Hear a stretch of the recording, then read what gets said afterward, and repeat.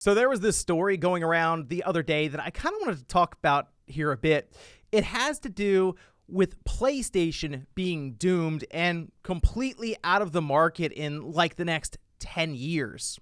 And this one does come from Michael Pachter, who's famous for making, we'll say, incorrect predictions at times. But I think in this case, I can at least understand what he's trying to say, and we're going to go over that here today. Guys, if you enjoy these videos, make sure that like button helps out a ton. And if you're new here to the Spawnwave Plus channel, make sure you subscribe down below. So let's head over here.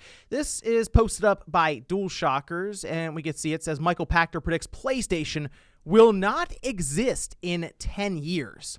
According to popular industry analyst at Wedbush Securities, Michael Pachter, things might turn out to be quite ugly for PlayStation in the upcoming days. When asked about how Sony will compete against the Xbox Game Pass during the RDX podcast, he states that PlayStation is doomed and will pretty much cease to exist in the upcoming 10 years. He further adds that this is due to the fact that Sony isn't just a couple of years behind, but Xbox has gained an insurmountable lead instead.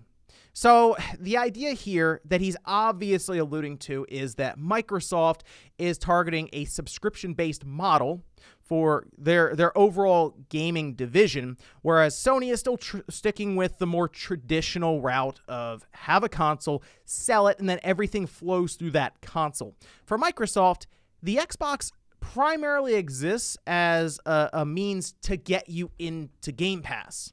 It's why game streaming is attempting to be this big thing for them, which it still is kind of like a companion thing. It's like it's a nice benefit of being signed up for Game Pass Ultimate. You may not use it very often, but occasionally you'll be like, oh, you know what, I kind of wanted to try it out.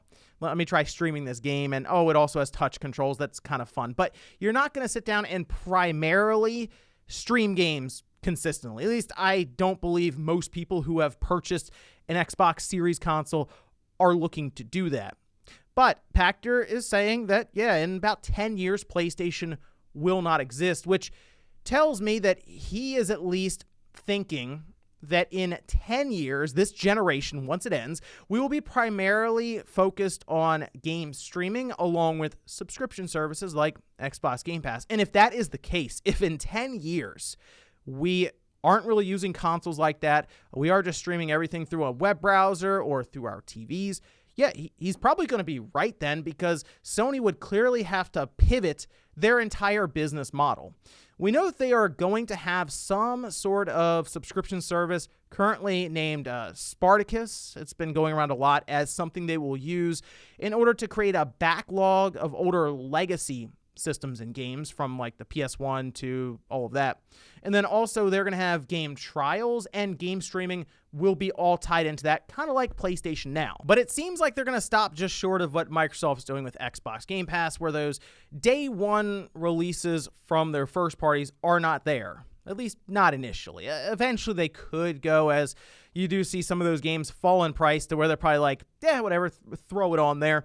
But I don't know if the entire industry is going to go in that direction. Absolutely.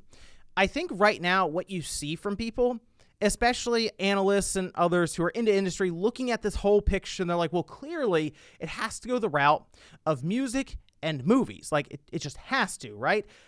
I don't necessarily subscribe to that theory, only because gaming is way different than what we do with movies or music. Gaming is significantly more interactive.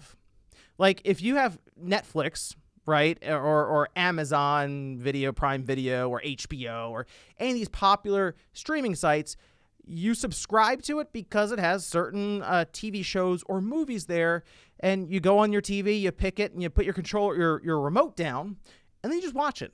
Like, but with game streaming, let's say you subscribe to Google Stadia, or you subscribe to Luna or whatever, you still have to play the game. You don't really sit down and just watch the game unfold. So things like input latency or input lag due to poor latency or visual artifacting is going to be much more prevalent because you're much more involved with the product, which to me right now, we still have a ways to go with game streaming, the technology behind it when it comes to the bandwidth you're using and the overall feel. Because trust me, if you play game streaming through Xbox Game Pass, through Luna, even through Stadia, any of these, you still feel delay and latency. And maybe like the mainstream casual gamers won't care as much because the convenience outweighs the limitations or the drawbacks from game streaming. But the other part is you still need to buy hardware. Like, you would still need a controller.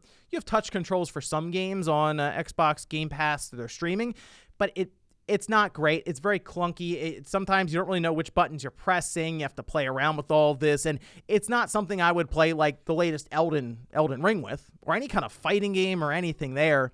So there's still a barrier to entry when it comes to that. Even if it's something as basic as like a $60 or $70 controller, it's still something that you have to go beyond the obvious convenience of just picking up your remote, pressing play, and then sitting back. So at this time, no, I don't think PlayStation is doomed. In fact, the joke going around obviously is that, well, that's it. The PlayStation 5 is going to be the most successful PlayStation console to ever exist. It's going to pass the PS2. It's going to make Sony $1 trillion or something crazy, just because Pachter has now bet against it completely, saying that Xbox with Game Pass is going to be what ends up ruling everything in the next 10 years. And you know what? It very well could be something that we look back on and we're like, wow, yeah, remember when it was at only like 25 million subscribers?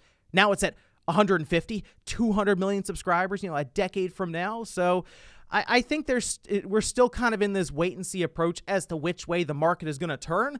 But even if we get to a position where Microsoft is very reliant on their Game Pass subscription numbers and streaming, I still think there's a place for just having a console or even a hybrid system like the Switch and just playing all of your games natively. Like, the fact that the Switch has sold over 100 million systems already, and the PS5, despite all of the issues when it comes to supply, I mean, they're still selling well. Like, they keep selling out. People clearly want these things, and the PlayStation brand is very strong right now. So I think even 10 years from now, if there's like a ton of Game Pass subscribers and we're all talking about how you can just stream this stuff, I still think you're going to have people like me who just want a box. We put it in our living room and we just play our games natively without having to worry about, oh, is my internet connection really good today so I don't have like a ton of latency with my button presses, or I have this artifacting